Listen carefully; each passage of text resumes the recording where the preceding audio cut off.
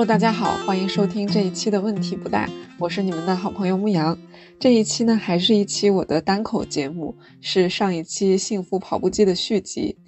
这一期呢，会从更加实操性、更加落地的方法上面去聊一聊我们怎么样提高自己在学习和工作生活当中的幸福感。说到学习和工作这件事情哦，我不知道有没有人，到底是谁在喜欢上班？这个世界上究竟是谁在快乐的上班？我录这期节目的时候，就是现在是周五，这是我一周当中最快乐的2天之一，就是周五和周六。然后每个周日的晚上呢，我都会非常的不想上班，就想到又要开始一周的科研打工生活，我就会很头痛。但我觉得这其实是一个很值得去讨论的很大的问题，因为我们醒着的大部分的时间其实都在工作，所以如果我不喜欢工作这件事情本身，工作这件事情让我有一点不开心，那这个对我的人生质量的影响实在是太大了。所以其实面对工作里边开不开心这个问题问题不大，之前也聊过非常多期，我们聊过如何去应对新手期的脸红，也聊过在工作当中去赢得基于尊重的爱。那我们这一期呢，会从一个非常非常操作性的角度讨论一下怎么样提高上班或者上学的幸福感，就是说我们采用一种怎么样的生活方式才能让我们活得更加舒心。无论你是上班族还是学生党，或者你非常幸运你是一个自由职业者，你可以安排自己的时间，只要你的生活是有一定的节律，有一些生活里边寻常会做的事情，我相信这期节目对于你如何安排规划自己的时间，至少是如何去理解幸福感的核心阻碍，都会有所帮助。我们说这一期节目是幸福跑步机的续集，因为其实我相信大家一开始在找工作的时候，或者是刚刚加入这个工作，或者是刚刚拿到这个入学通知书的时候，曾经可能都是幸福的。尤其是那些在读研究生的朋友，可能你在考研然后拿到结果，或者是保研拿到结果的那一刻，开学的第1个月，你都是充满期待，都是很幸福的或者是工作的朋友就你投了很多份简历，然后面试一轮又一轮，你终于拿到了一个薪酬也满意，然后环境也不错，成长性也不错的工作，我想我们都会有过那个幸福的时刻。那是什么使得这种幸福没有一直延续下来呢？我们在安全感的那一期，博二说过这样一句非常精妙的话，他说参差多态乃是幸福之源。我觉得这句话其实是对人性的一个很精妙的注解。我们为什么很少看到有人上班或者上学特别开心？我们为什么那个刚刚拿到录取通知书，刚刚拿到这个 offer 的时候，那个开心的感觉很难在漫长的工作学习里面持续下去？因为大部分的工作和学习其实都是固定的，不新鲜的，这里面充满了很多的习惯化。我们在这里面再简要的回顾一下习惯化的概念，就是习惯化它为什么会阻碍幸福感？因为我们的大脑被如此设计，我们对环境当中重复出现的刺激不再予以关注，无论是情绪的关注还是认知的关注。而这个就是工作和学习比较反人性的地方，就再好的工作，它只要内容是有一定的重复性的，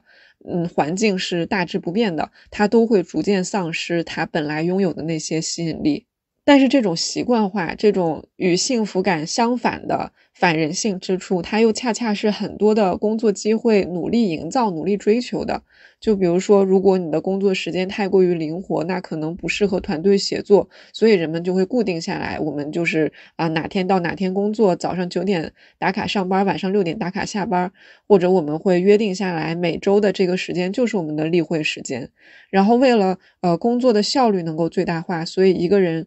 如果我做很多种类的事情的话，那我可能要掌握很多技能，这是一个比较低效的事情。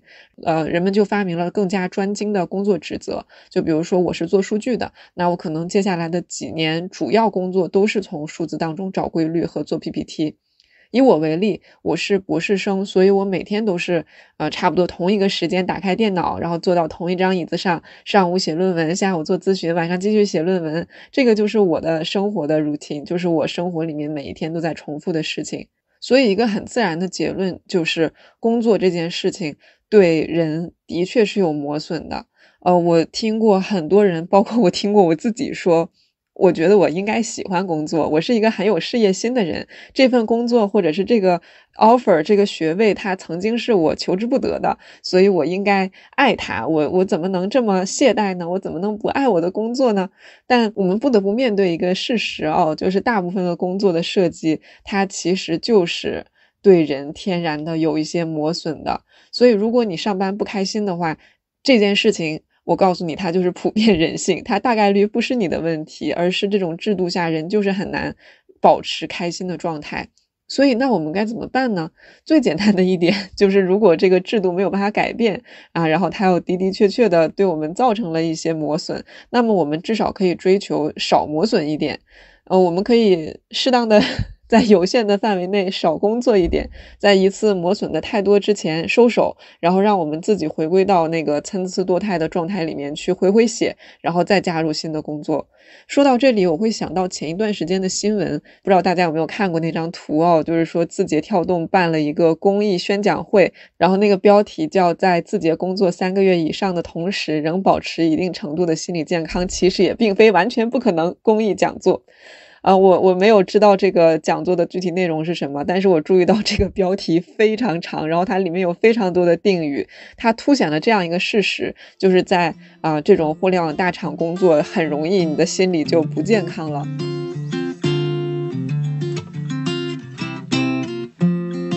但是我们前面提到的这个，那既然它让你不快乐，既然这件事情就是有一点违反人性，我们就多休息一下。我也知道能不能休息这个事情很多时候不是我们自己能决定的。就假设这个工作的总量无法改变，我们就是需要做那么多的事情，有没有什么方式可以让自己多感到幸福，少受到磨损呢？在这里呢，我不得不援引2005年有一些名字很难念的学者他们提出的关于幸福感的假说，因为我真的不会念他的名字，所以我会把这个引用参考文献放到 show notes 里边。anyway 就是这篇文献他们认为人40%的幸福感来自于主观能动的活动，就是更大白话的讲，这个主观能动的活动就是你每天干啥，而另外60%的幸福感可能有50%来源于人的先天的一些因素，比如说基因呀、人格呀、遗传呀，然后有10%来源于现在的客观所处的环境。你会发现这个那60%其实都蛮难改变的，我们要换一个环境没有办法，我们辞职也没有那么简单，是不是？也不能说这个书我就好不容易拿到的 offer 我就不念了，然后那50%我们能做的更少，所以就是这个40%的来源于我的主观能动活动的幸福感是我可以努力去提升和改变的。那如果想要去提升这部分的幸福感，我们每天做的这些事情需要满足如下的3个条件。这3个条件是什么呢？第一个条件是这些事本身是你当下或者至少曾经喜欢的，就这件事情曾经是契合你的性格特点和你的需要的。比如说什么叫契合你的性格特点和你的需要呢？就是比如说你是一个 E 人，就是喜欢跟人打交道，你就是那种人形小狗的性格，然后你的需要是你需要钱，如果你找到了一份报酬还不错的，然后还能够与人打交道的工作，那你就已经满足了第一个条件。但是如果说这一个需要钱的艺人他成为了当红主播，他就会很开心吗？也不见得。因为我们其实很多人都是这样的情况，我们可能拿到的这个工作 offer， 拿到的这个学校的 offer， 研究生的 offer 都是我们精挑细选的，都是我们根据自己对自己的了解我比较感兴趣这个专业呀，或者是这个就业前景比较好呀，它的上升空间是我所需要的呀，我们都是因为这些原因可能一开始选择了这个 offer， 但是它会保证我接下来就一直开心吗？也不见得。我们不是说3个条件吗？我们来看下一个条件。第二个条件就是你每天干的事情内容需要是多样的，这样的话习惯化对你的影响就会减少。比如说如果你是一个艺人，然后你需要钱，你成为了一个当红主播，但是你每天都是卖同样的东西，或者你每天都是跳一样的舞，那可能你很快就会对这份工作失去兴趣。但如果你可以时不时切换一下风格你可以播点不一样的东西，带点不一样的货，你本来是一个跳舞博主，但其实你唱歌也特别好，然后你某一天晚上在直播间里面唱歌，然后发现哇，你唱歌原来这么好，那你可能也会更加开心。在这里面我要特殊提到谷爱凌，她现在是一名斯坦福大学的学生，然后同时她也是一名现役的滑雪运动员，而且她在冬奥会爆火之后，她还进军了时尚圈。我看她的 ins， 她有很多的商务合作和很多的拍摄任务。我是他的不能说忠实粉丝吧，就是我非常非常喜欢他，然后我看了很多他的采访和报道。他没有因为自己的训练日程所以选择线上的课，而是他会选择做更多的作业来弥补那些缺课，所以其实他的工作量是非常大的，相当于比一般的大学生可能要去做更多的作业。然后他还有一个全职运动员，不能叫全职运动员，他还有一个现役运动员的训练量，然后他还有很多的时尚和拍摄的任务。很多人就会问他，你是如何兼顾所有这一切的？你为什么能够如此高效的一个人干3个人的活？然后他是这样回答，他说他其实没有大家典型的那种所认为的休息时间，就那种我躺着什么也不干的那种休息时间，或者是非常放松呀，坐在沙发上看电视的那种休息时间。他说他没有这种休息时间，运动对他来说就是上课的休息，拍摄对他来说就是运动的休息，然后上课对他来说又是拍摄的休息。就这样就形成了一个循环。当然他可能有他的天赋异禀的地方，不过我觉得这个地方谷爱凌给我们提供了一个很好的例子，就是他每天干的事情，你会发现内容是非常的多样化的。这个是我相信他说的是真的，他同时做3个事情对他来说非但不是一个人干3份活的那个劳累，反而是互相之间能够形成彼此的休息机会，然后帮助他去维持他的幸福感。我们说的这个就是主观能动的活动来帮助提升幸福感的3个条件。我们说了前面2个条件，就是这个事情至少是我曾经喜欢的，和内容需要尽量的多样化。然后第3个条件就是做的事情时间可以是不同的。第2个条件和第3个条件其实都是为了减少习惯化对我们的影响。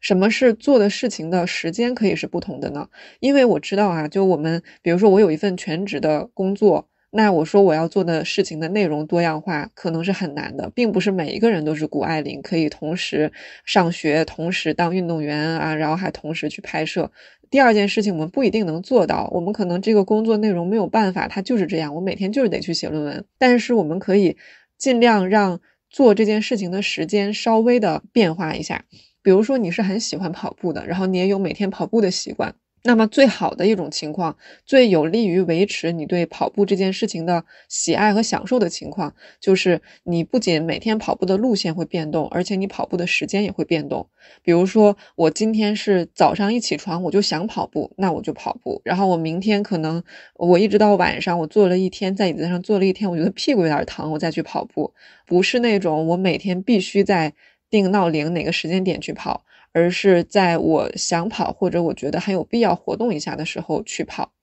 那说完这3个条件，它对我们尽量的提高工作当中的幸福感有什么样的启发呢？我觉得第一点就是不要为难自己，这个事儿我就是发自内心的厌恶不爱干，那这个事儿就放弃，不要为难自己。我们可以尽量选一些我们至少在某一个瞬间曾经爱过的事情，选一些尽量符合自己的性格特点和需要的工作。当然这个可能是另外一个很大的话题，我们如何去找准自己的性格特点，如何去把握自己真实的需要，我们先不在这里面展开讲。然后其次我觉得也是最重要的，最有操作性的，就是如果可以的话，稍微让自己每天的活动多样化一点。以我自己为例，就是我除了写论文可能是博士生的主要任务，我同时可能还会做咨询，我还会写播客的稿子和录制播客。但是我有的时候也会感觉到，因为所有这些事情它还是围绕着心理学的大主题，甚至更细一点，所有这些事情还是围绕着临床心理学的大主题，那我可能就需要一些其他领域的活动来帮我换换脑子。就这个事情如果我在工作里边实在是没有办法实现的话，那么也许在休息的时候，我如果休息的时候我还说我要看一看心理学的书籍，这个事情对我来说就有点不人道了。那我可能在休息的时候需要去做一些跟临床心理学完全不一样的活动，比如说我去运动，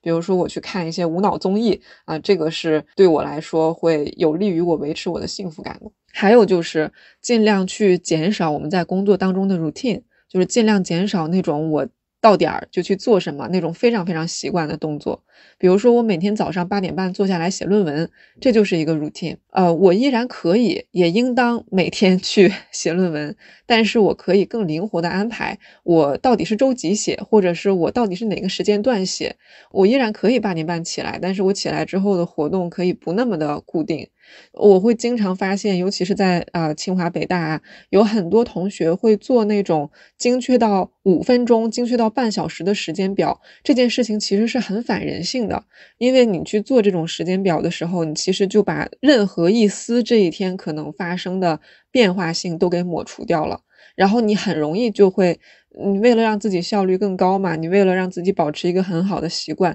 你可能在做计划的时候就会计划出来，我每天的这个时间都是用来干什么什么的。那这件事情其实非常非常考虑我们的自律性。我们哪怕一开始对这件事情充满了热情，我们一开始觉得这个事情它对我太有帮助了，我太喜欢干了，但长此以往，我觉得人如果依然想要从中获得乐趣的话，其实是很有挑战的。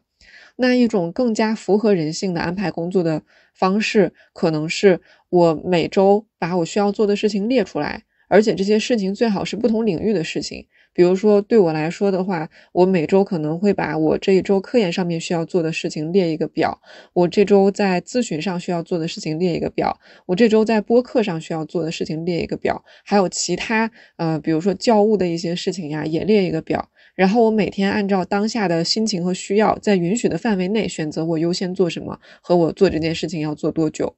那这个时候可能有人就会说了，你这个跟我以前学的好像都不一样呀，不是说人应该养成好习惯吗？你这个东一榔锤西一棒头，我今天平心所欲想干嘛干嘛，我这个就很难养成一个好习惯呀。我其实依然同意这件事情，就是我们依然应该养成好习惯，而且习惯对于启动一件事情是有帮助的，它会降低我们启动一个困难任务的难度。比如说起床这件事情很困难，我每天都8点半起床，我养成了这个生物钟，那它就变得没有那么困难。不过究竟什么是习惯呢？究竟什么是好习惯呢？比如说我每天都要在8点半坐在桌子前开始写论文，这到底是不是一个好习惯呢？还是我援引的2005年的这篇文献，他们就提出人有2种类型的习惯。第一种类型是我习惯于开始某件事，比如说我习惯于每天都搞点论文，我不搞我就不舒服。我想起来我的导师的老公，他曾经在一期访谈节目上说，他从博士开始可能已经维持10年了，他的习惯就是他每天最少工作6个小时，最多工作12个小时，他也是一位很优秀的科研工作者。这个对他来说就是这种第一类型的习惯，就他习惯于开始某件事，他每天不做点科研相关的工作，他可能就难受啊，这是第一种类型的习惯。那第二种类型的习惯是我习惯于每次都用同样的打开方式做某件事。比如说我习惯于每天搞点科研，我习惯于每天搞点论文，但是我每次的打开方式必须是一模一样的，我每天都在那个时间点用同样的方式从宿舍走到哲学楼，然后坐在我的小椅子上面，打开电脑，然后开始工作。这个就是同样的打开方式。第一种习惯对于幸福感的提升其实是有帮助的，像我之前说的那样，如果我每天都习惯于搞点论文，我不搞点手痒痒，那么我的启动成本会低很多。这件事情我可能预期它是有点困难的，那如果我没有这种习惯，我每一次去启动它，我都需要在心里面经历一番天人争斗，我每一次都需要说服自己我必须得做这件事情。所以如果我有了这个习惯的话，我可能做这件事儿就容易一点，困难就少一点。但是第二种习惯对于幸福感反而是有损害的，就是哪怕你的 dream job， 哪怕这件事情是你的 dream job， 你非常喜欢它，但是如果每次你都用同样的方式打开，你每次都是一个时间点在同样的地点做同样的事情，那你可能也会很快的失去兴趣。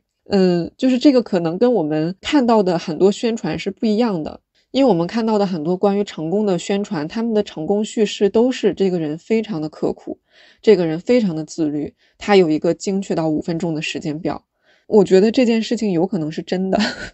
我觉得这件事情有可能是真的，就是很多领域内最顶尖的人，他们都是有一点怪的，他们的人性不在常模里边，所以他们可能并不受到这个习惯化和普遍人性的约束。我的核心思想就是想说，那些成功叙事不代表普遍人性，那些成功叙事不是唯一的成功的解答方式。回到这个主线上来，这一点给了我很大的启发，因为曾经我是非常追求准确性和可控感的。我觉得人如果想要成功，就应该把这件事情做精做透。然后我们那些成功叙事都是那么说的嘛，我们读到的很多伟人事迹都是在说这个人他的那个时间表有多严格啊，他每天5点都会起床读书。所以我在了解到这些关于普遍人性、关于幸福感、关于习惯化的这些知识的时候，我很感谢有人终于说出了这个背后的真相，就是这种做法这种看似非常自律的严格的时间表，它真的是反人性的，甚至长远来看它是 counterproductive， 就是对我们的生产力是有损害的，因为它会把你曾经充满热情的事情从红玫瑰变成蚊子血从什么白月光变成白饭粒，它反而最后可能不利于你去坚持这件事情。我最近在网络上看到，我忘了是来源于哪里了，就是可能有人说，如果他想要让他的小孩坚持一件事情，那最好的方式是只用80%的力气，而不是用100%的力气。就是如果他今天晚上偷懒说我不想要练钢琴了，那 OK， 我们就不练钢琴，我们就明天再练，我们就后天再练。然后他会发现说，那些周围认识的能够把一件事情坚持很久的人，都是只使了80%的力，都是对自己有一定的宽松程度的。我觉得那些宽松程度其实就是对多样性的容忍。所以长远来看，我是相信这种观察。如果我们想要坚持，如果我们想要长久的去在这个专业领域里边做深做精，我们反而不要一开始就给自己上100%的强度，有80%的强度，留有20%的余地，这个20%的余地能够允许我们自发的去做一些做或者不做或者做什么的选择，我觉得这个是更有利于坚持的。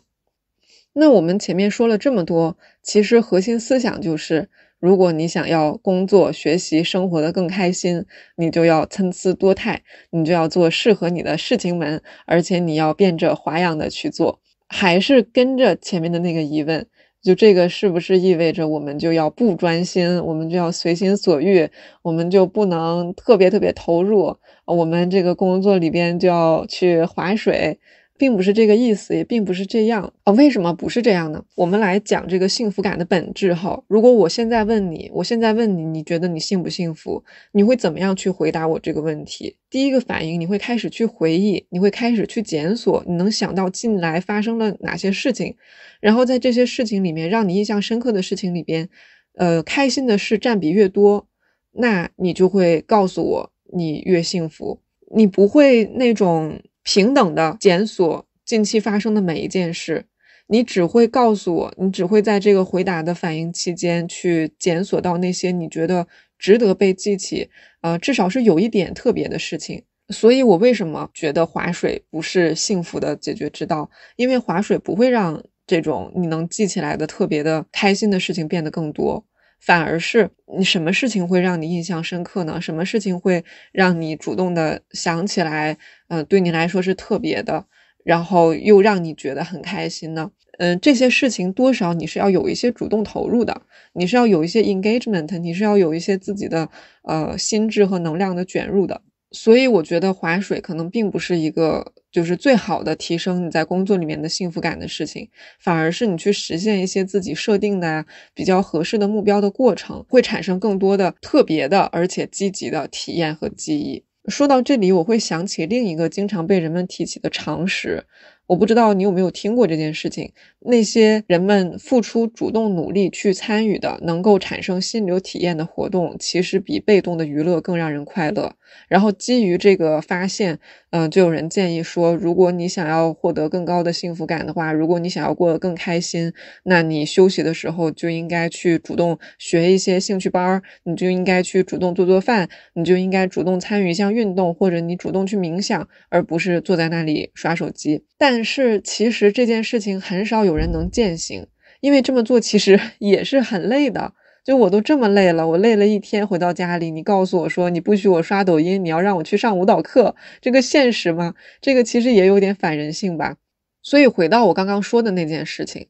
我说在工作里面，如果你想要让自己更幸福的话，不是划水，而是去设定目标和实现目标。这个当然是一个很理想的情况，但如果这一切变得非常的有压力，非常的累，那么他们可能只会适得其反，还不如你划水的幸福感高。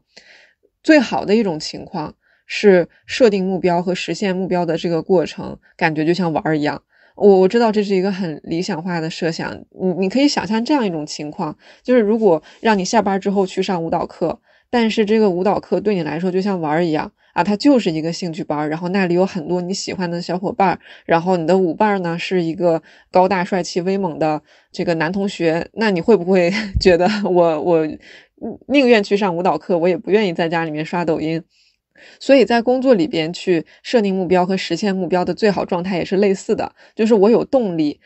也的确是我主动设定的这个目标，我也的确去付出努力，就像我主动去上舞蹈课一样，但是这一切的压力刚刚好，它没有那么吓人，就是相比于吓人反而是更有意思的。我觉得我这样描述它还是非常的抽象，而且非常的理想化。这里我不得不再提一下看上去非常理想化的谷爱凌。你还记得她在冬奥会是怎么得冠的吗？就是那一刻非常的戏剧性，就是那个时候她是排第二名，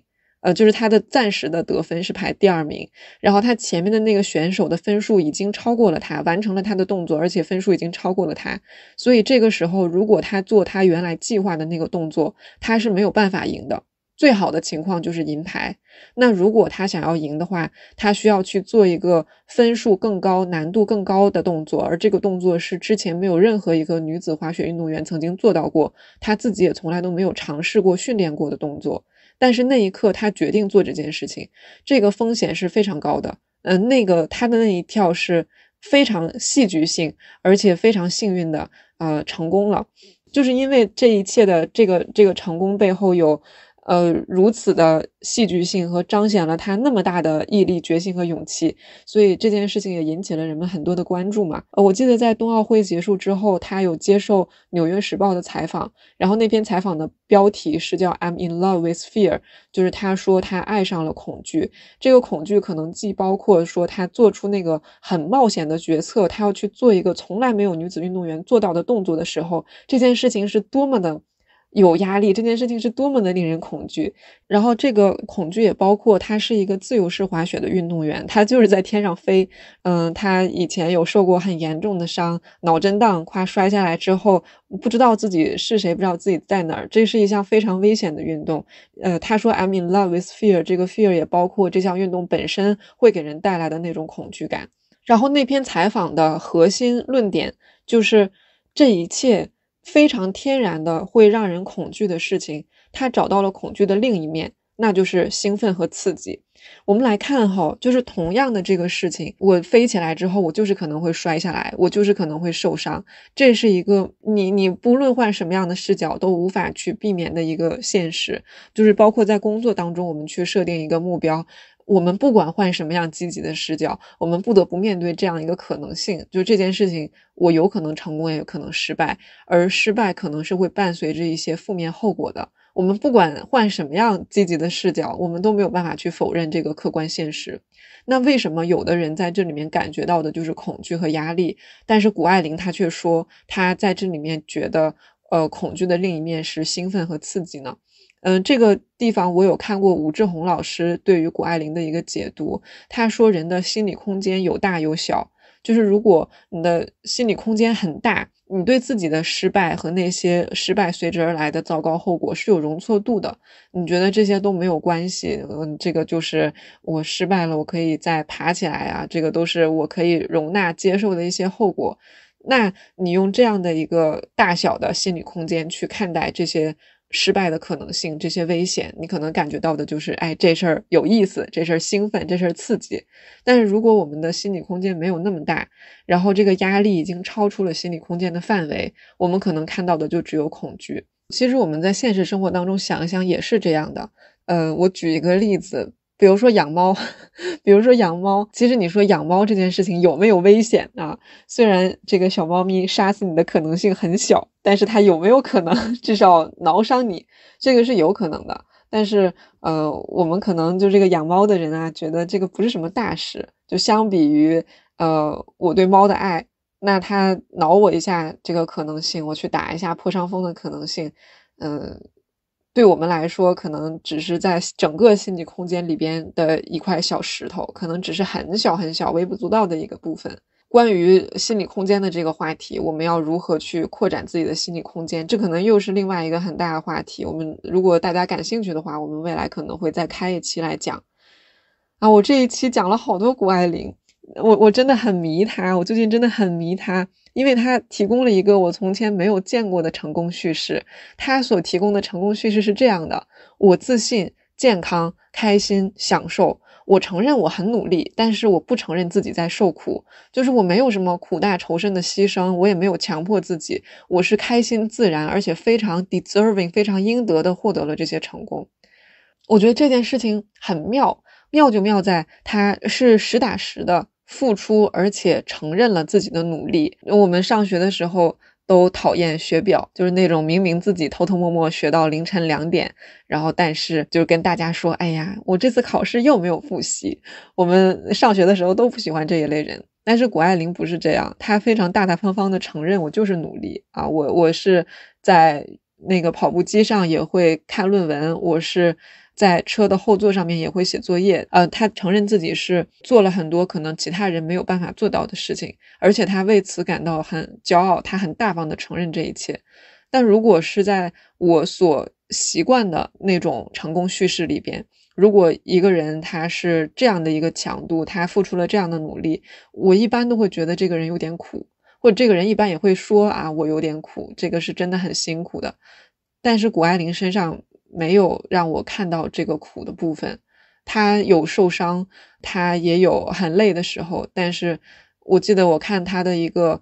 纪录片的片段，她坐在车上结束了一天的行程之后，她坐在车上，然后她说自己很累，但是她又补了一句，她说这个是好的累，这个不是坏的累，她觉得这个累是她认可接受主动选择的累。我不知道说到这里聊了这么多谷爱凌是不是有一点扯远了，因为她真的给我提供了一个很好的范例，就是一个人如何在